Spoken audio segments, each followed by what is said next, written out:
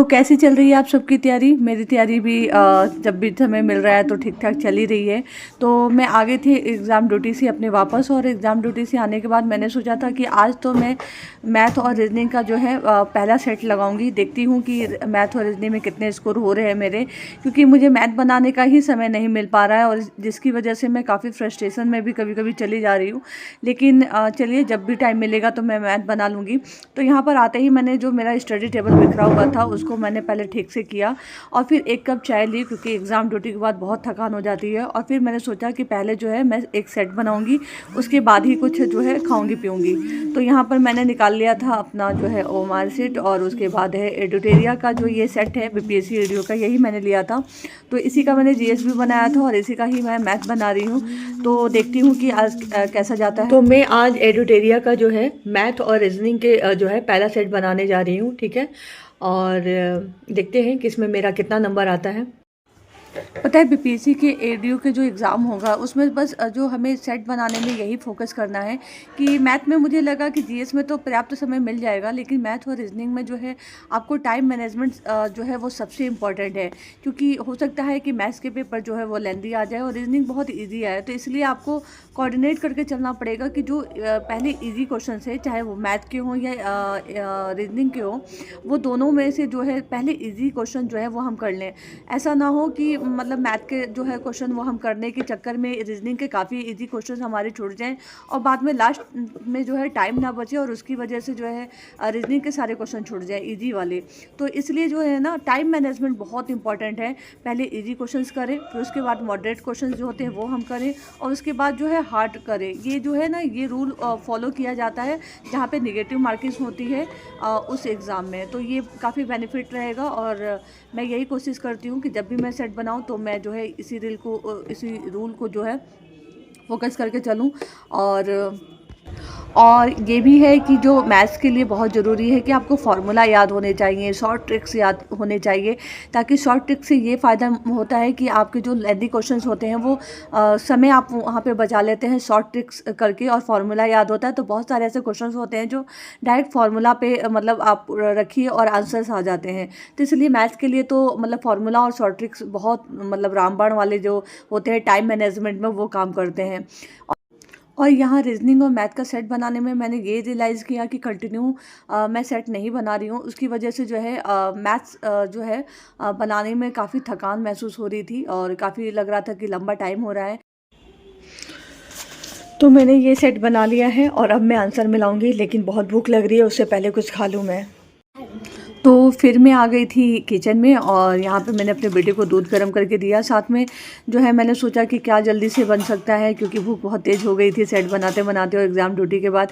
तो यहाँ पे फ्रूट्स पड़े हुए थे, तो मैंने सोचा कि क्यों ना फ्रूट्स को कट करके और फ्रूट चाट ही बना लें। तो मैं यहाँ फटाफट से फ्रूट कट करके फ्रूट चाट बना रही थी अपने लिए और अपने बेटे के लिए। मेरे हस्बैंड तो कॉलेज गए हुए थे, तो वो शाम को 6-7 बजे आते हैं, तो तब मैं उनके लिए देखूँगी क्या बनाना है मुझे।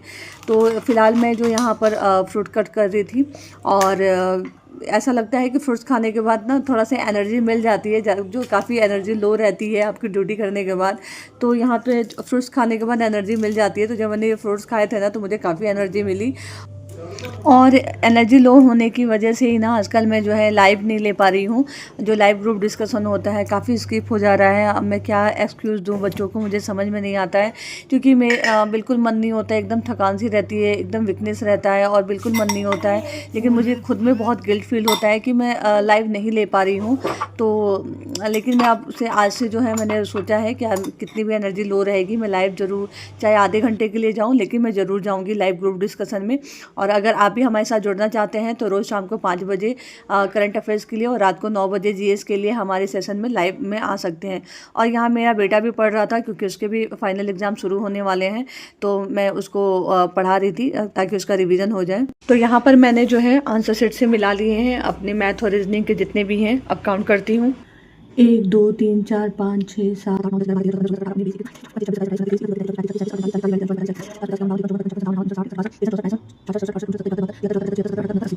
80 जो है मेरे एग्जैक्ट सही हैं। गलत है मेरे कितने, 1 2 3 4 4 5 6 7 8 9 9, 10, 11, 12 क्वेश्चन मेरे गलत हैं और जो है बाकी जो मैंने 8 क्वेश्चन जो है अनअटेम्प्ट किए हैं, 8 जो है मैंने बनाए नहीं हैं। ठीक है, तो मेरे जो हैं 100 में से जो है 80 क्वेश्चन सही हैं, 12 गलत हैं, नेगेटिव कर लीजिएगा, जिसमें से 8 क्वेश्चन मैंने बनाए नहीं हैं, 12 मेरे गलत हो गए हैं। ठीक है, तो 80 में से नेगेटिव करके 12 जो भी है नेगेटिव कर लीजिए। 1/3 है कि 1/4 है, शायद 1/3 है। तो इस हिसाब से जो है मार्क्स आ रहे हैं मेरे। और ये मेरा जो है मैथ और रीजनिंग का सेट हुआ।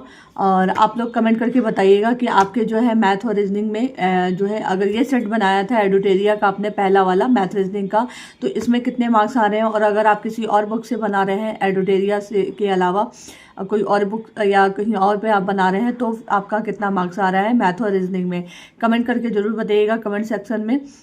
और वैसे जो ये एडुटेरिया का मैथ और रीजनिंग का जो सेट था वो काफ़ी इजी था, इसलिए इतना हाई स्कोर मतलब जा रहा है।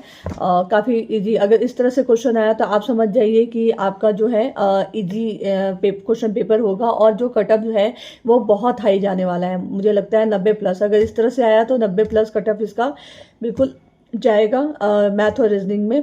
और उसके बाद जो है अगर इससे थोड़ा सा ये लेवल नहीं रहेगा मेरे ख्याल से कि इतना इजी तो क्वेश्चन वो देंगे नहीं। हाँ, थोड़ा सा जो है क्वेश्चन का जो लेवल होगा रीजनिंग और मैथ का जो होगा, रीजनिंग तो इजी रहेगी सबके लिए जो भी है, और मैथ का जो लेवल होगा वो मॉडरेट होगा, यानी कि इजी टू हार्ड हो सकता है, मॉडरेट होगा, बहुत हार्ड भी नहीं होगा। ठीक है, मॉडरेट क्वेश्चंस होंगे, जैसे PYQs में पूछे जाते हैं BPSC में, वैसे क्वेश्चंस जरूर होंगे। ये तो बहुत इजी क्वेश्चंस थे, फिर भी इसमें गलत हुए हैं मेरे क्वेश्चंस, मैथ में भी गलत हुए हैं इजी क्वेश्चन होने के बाद ही, क्योंकि इतने इजी थे कि इतना जो है क्वेश्चन मेरा बेसिक ही जो होता है वो पावर्स वाले क्वेश्चंस और जो भी LCM SCF ये वगैरह हैं, तो ये सारे क्वेश्चन देखने पड़ेंगे जो फार्मूला बेस होते हैं। तो मैं जा रही हूँ इसका एनालिसिस करने की कौन सा क्वेश्चन मेरा नहीं आ रहा है और मतलब क्यों नहीं आया, क्यों गलत हुआ।